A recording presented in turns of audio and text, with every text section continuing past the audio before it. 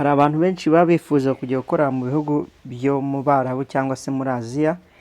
Mbazaniye amakuru meza y'uko Qatar ubu ushobora kubona akazi. Qatar hari kuboneka akazi kandi Qatar nk'uko nabibabwiye ni igihugu kidasaba visa ku muntu ufite pasiporo y'u Rwanda cyangwa se umuntu ufite ubwenegihugu bwo mu Rwanda.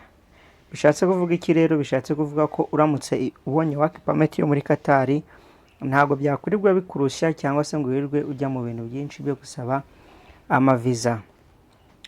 Akazi kari kuboneka Qatar rero hariho ubu waiter, hariho ubu security, hariho ubu cleaner ndetse no housekeeping.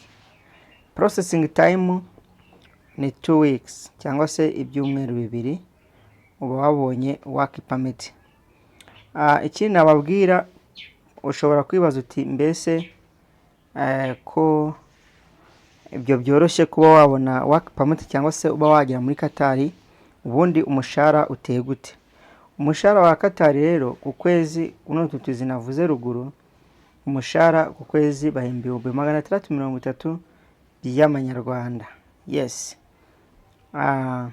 Ikindi wagomba kumenya nuko muri 630 ni amafaranga ufata mu ntoki, baba bakumenyeye ibyo kurya, accommodation, insurance, transport, byose company irabikumenyera. Rero nicyo wamenya kibanze nakubwira. Rero ku bantu bashaka kujya gukorera muri Qatar ni amahirwe menshi cyane kuba waprofita aya mahirwe ukaba wagiye gukorera muri Qatar. Ku kijyanye n'imyaka rero, ni hagati y'imyaka 21 n'imyaka 60.